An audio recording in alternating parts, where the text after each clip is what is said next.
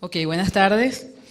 En los próximos 10 minutos voy a tratar de resumir lo que es estudios publicados, pósters presentados y las últimas guías 2017 del American College y American Heart, que son de noviembre de este año.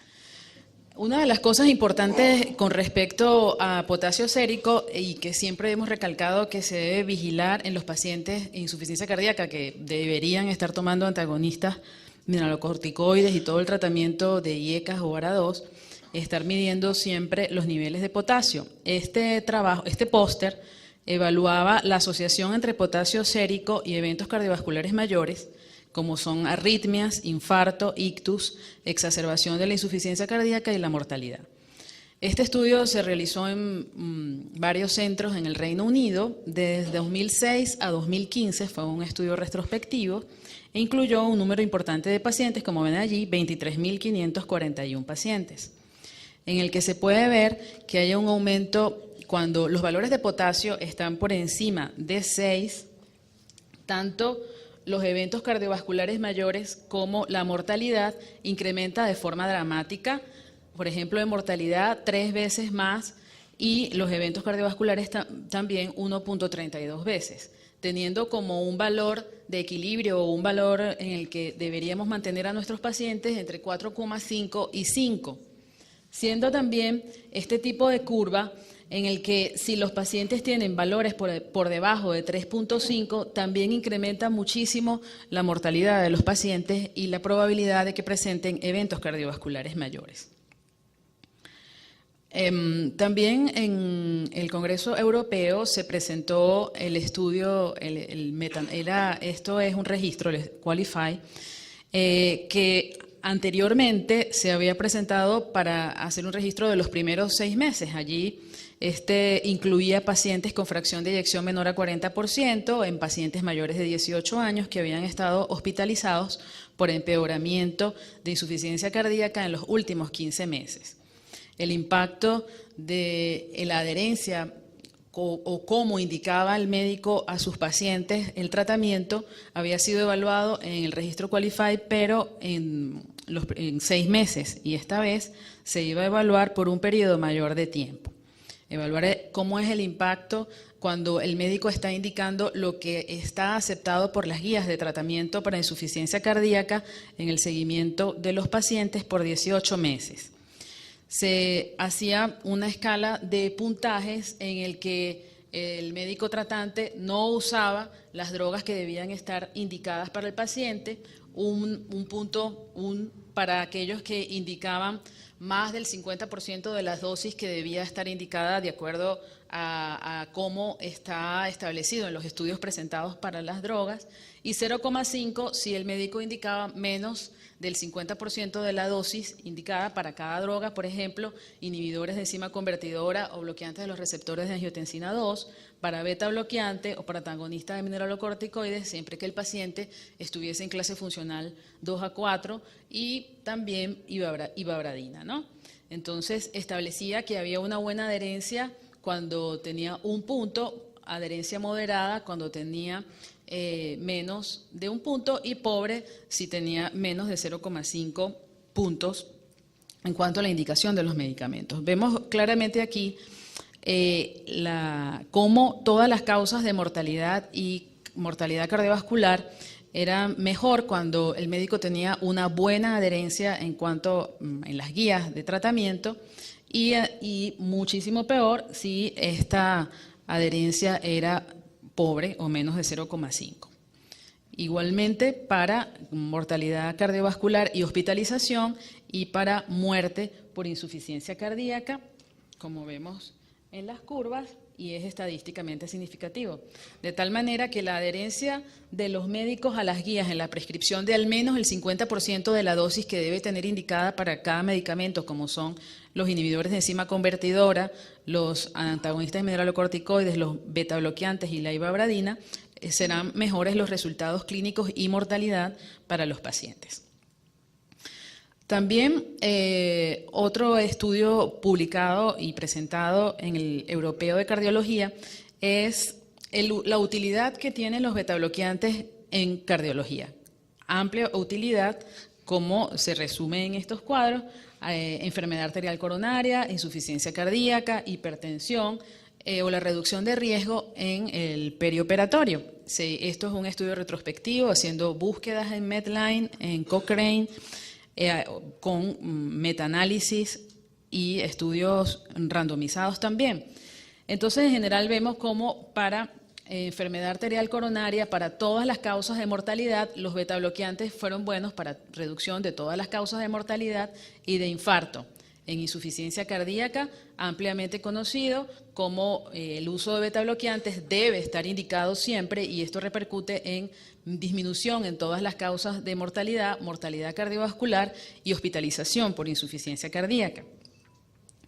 En cambio, en hipertensión, a los betabloqueantes no le va bien en cuanto a disminución de mortalidad por todas las causas, y vemos aquí cómo no fue mejor que placebo, ni mejor que los diuréticos, ni que los moduladores del sistema renina-angiotensina-aldosterona, que obviamente fueron mejor, y también el betabloqueante frente a los calcioantagonistas no fue mejor para hipertensión. Aquí también para aquellos pacientes hipertensos, en cuanto al punto final de stroke, tampoco el betabloqueante fue mejor que placebo, ni que los diuréticos, ni los moduladores del sistema renina-angiotensina-aldosterona, ni los calcioantagonistas, siendo mejores, por supuesto, en el caso de reducción de stroke, los diuréticos, los moduladores del sistema renina-angiotensina-aldosterona y los calcioantagonistas. Se concluye entonces que los betabloqueantes reducen la morbimortalidad en los pacientes con insuficiencia cardíaca y función sistólica reducida. Otras indicaciones: debe haber un balance de riesgo-beneficio como siempre, y que definitivamente para hipertensión debemos buscar otras alternativas de tratamiento. Un estudio bien simpático y novedoso es el WE Study, y incluye allí entonces tecnología y actividad física. Siempre le debemos indicar actividad física al paciente, pero esto implica un poco que haya además algo que motive al paciente a hacer el ejercicio. En este caso, le decía al paciente de hacer alguna actividad física que incluyera, por ejemplo, juegos como el Wii, y hacer bicicleta, hacer algo que incluyera tecnología, algo que motivara al paciente a no hacer un ejercicio estático. Y aquí lo que se quería ver era cómo mejoraba la capacidad de ejercicio con la caminata de 6 minutos, y vemos cómo fue muchísimo mejor para los pacientes que hacían el Exergame, como ellos denominaron esto. Es un estudio que incluyó 605 pacientes con insuficiencia cardíaca y fracción de eyección reducida. Vemos aquí algunos ejemplos de bicicleta, que además tenía la pantalla para hacer interacción con eso, el Wii, este tipo de danza o de baile, con lo cual los pacientes se sentían motivados a hacer ejercicio. Esto en contraposición al seguimiento del paciente con actividad cotidiana como la que indicamos tradicionalmente, ¿no? Otra de las cosas con las que siempre comentamos es la cardiotoxicidad, el aumento de la incidencia de cáncer, el diagnóstico de cáncer, y cómo estas drogas pueden tener una influencia sobre la actividad cardiovascular. Entonces, recalcar, y siempre lo comentamos, hacer equipo con el servicio de oncología y tener en consideración cuáles son los factores de riesgo para que su paciente desarrolle cardiotoxicidad, que además tenga ya de forma basal alguna enfermedad cardiovascular, insuficiencia cardíaca, disfunción ventricular izquierda, evidencia de enfermedad coronaria, que sea hipertenso con cardiomapatía dilatada. También otros factores de riesgo habituales, como podría ser el cigarrillo, la obesidad, las edades o menores de 18 años o edad avanzada. En esos extremos el riesgo es mayor. Una historia familiar de enfermedad cardiovascular prematura, el que tenga además historia familiar, que sea diabético, hipertenso y sedentarismo. Entonces, ya tratándose de cuál droga va a recibir, también tenemos algunas consideraciones, y es qué tipo de droga va a recibir en la quimioterapia, identificar esos factores de riesgo, como ya los mencionamos, algunas drogas, como decía Roberto en la mañana, que prolonguen el QT, debemos tener pendiente de eso. Si es para recibir antraciclinas o sus análogos, cuáles son las dosis mayores, y nosotros, con muy mala práctica, habitualmente nos mandan al paciente solo para que le hagamos el eco y sepamos cuál es la fracción de eyección. Eso es prácticamente para lo que nos lo envían al paciente. Nosotros tendríamos que hacer equipo de trabajo y saber que el paciente es hipertenso o con una enfermedad coronaria previa, y las indicaciones, por ejemplo, si va a recibir antraciclinas, es de inhibidores de enzima convertidora o bloqueantes de los receptores de angiotensina 2, beta bloqueantes, estatinas y ejercicio. Si va a recibir trastuzumab, entonces inhibidores de enzima convertidora y beta bloqueadores. Como les decía, entonces en noviembre o diciembre se publican las nuevas guías de insuficiencia cardíaca por el Colegio Americano de Cardiología, el AHA, y también la Asociación Americana de Insuficiencia Cardíaca.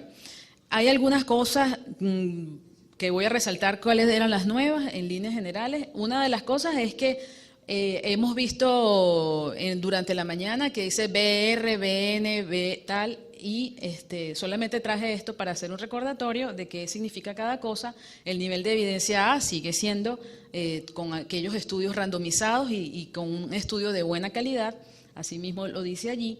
Luego, en el estudio, en el nivel BR, es que esté avalado por un estudio randomizado y de moderada a buena calidad. Un BNR significa que no son estudios randomizados. Nivel CLD es que hay una data limitada, que pueden ser metaanálisis o estudios pequeños. Y un último nivel de evidencia, que es opinión de expertos, y entonces dice nivel C, E o E. Un poco para saber cómo van a estar ahora las indicaciones. Para biomarcadores, como les dije, solamente puse las cosas que han sido modificadas. Para biomarcadores incluyen como algo nuevo que deben ser solicitados para prevención del paciente. Prevención en aquellos pacientes que ya tienen factores de riesgo para el desarrollo de insuficiencia cardíaca, hipertensos, dislipidémicos, obesos, diabéticos. Entonces, solicitar péptido natriurético, y con eso deberíamos hacer prevención, tratar al paciente y que no desarrolle o que haya una evolución más lenta para insuficiencia cardíaca. Luego tiene para el diagnóstico, entonces no solamente solicitarlo cuando un paciente llega a la emergencia, sino también en pacientes crónicos que tienen disnea, y el marcador nos va a diferenciar que esta disnea es por insuficiencia cardíaca. Luego, para el pronóstico, hace entonces también, no solamente para insuficiencia cardíaca crónica, para saber el pronóstico de estos pacientes, sino también para el paciente en insuficiencia cardíaca aguda, y que debe ser solicitado al ingreso del paciente, y esto tiene una evidencia A con una recomendación 1, o sea, tiene que pedirlo, ¿no? Para ambas situaciones. Luego, por esto le digo, ¿no? Con una recomendación NR es que no es randomizado y podría pedirse antes de dar el alta del paciente, ¿no? Esto podría establecer pronóstico, y como algo que pudiera realizar es que además le haga otros marcadores, por ejemplo, como troponina.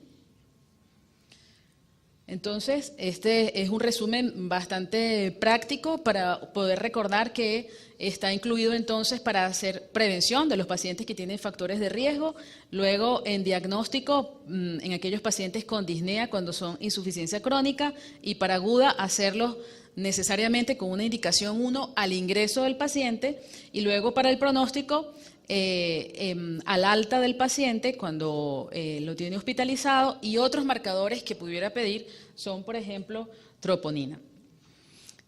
Este es el resumen que hace las guías del 2017 para los estadios C y D, y también lo coloca de una forma bastante pragmática, y dice, usted tiene que indicar IECAS o ARA2 más el beta bloqueante, eso de inicio, de entrada, diurético si fuese necesario, y luego de acuerdo a las características particulares de cada paciente, entonces cambiar, ¿no?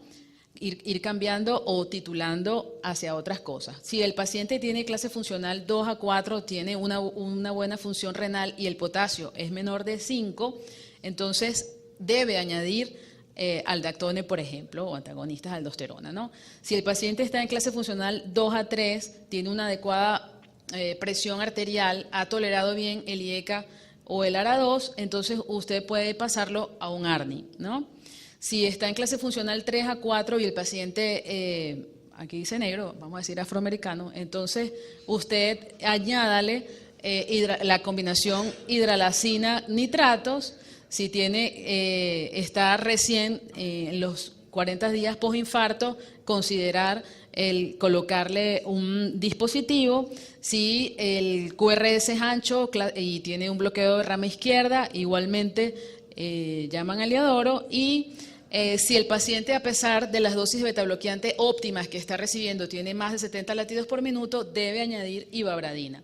Luego están los pacientes que persisten sintomáticos o están en clase funcional 4, que ya entonces ya los cuidados paliativos.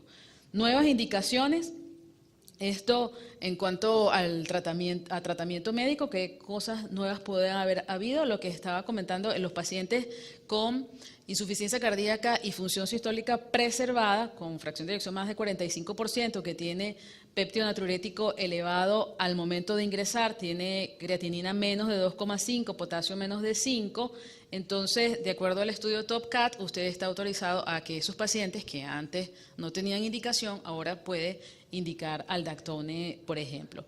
Y tener en cuenta que los pacientes de insuficiencia cardíaca que tienen anemia, sí tiene indicación de hierro endovenoso, y debe usted hacerle su determinación de ferritina y transferrina, pero la indicación es hierro endovenoso, ¿ok?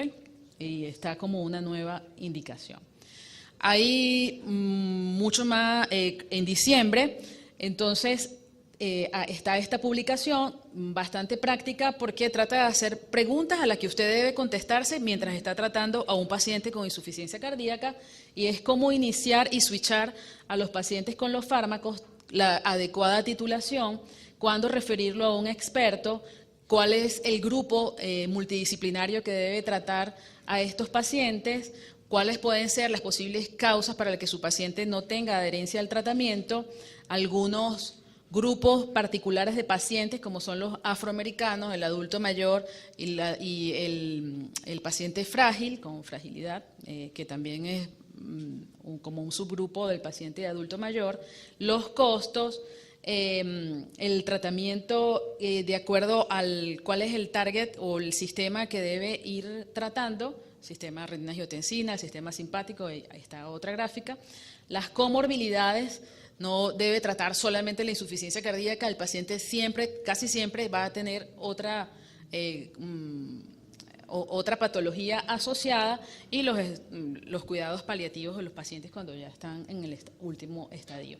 Esto es una forma práctica de recordar lo que mencioné en los cuadros anteriores, indicar siempre inhibidor de enzima convertidora o un ARA2 más beta bloqueante, e ir añadiendo o sustituyendo las otras cosas de acuerdo a las características particulares del paciente. Si está con sobrecarga, usted añada el diurético. Si es un paciente afroamericano, recordar la combinación hidralacina y dinitrato de isosorbide. Si está tolerando adecuadamente el IECA, pasarlo a un ARNI, que sabemos ha reducido la mortalidad más que en el estudio Paradigma, por ejemplo, o en el que resultó así.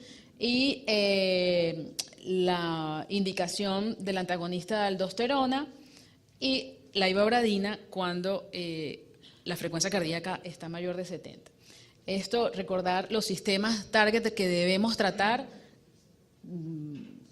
el sistema renina-angiotensina-aldosterona, el sistema nervioso simpático, el sistema más nuevo o más reciente de los péptidos natriuréticos. Si su paciente tiene todavía frecuencia cardíaca elevada, añadir. Siempre recordar que el betabloqueante debe estar en la dosis óptima o en la dosis tolerada por el paciente, la dosis mayor tolerada por el paciente, y añadir ivabradina si aún persiste taquicárdico, y todos estos que ya les había nombrado en el cuadro anterior. Esto, cuando referir a un experto en insuficiencia cardíaca, tiene una mnemotecnia y es I need help. Inotrópicos endovenosos, el paciente está en clase funcional 3 a 4, con péptidos natriuréticos elevados, tiene falla de órgano blanco, fracción de eyección menor de 35%, necesita o ha necesitado choques con desfibrilador, hospitalizaciones recurrentes, más de una vez, que persista el edema a pesar de los diuréticos, baja presión arterial o taquicardia, y que el pronóstico no sea bueno y que además no haya tolerancia adecuada a los medicamentos de acuerdo a las guías o a las prácticas clínicas. Muchas gracias.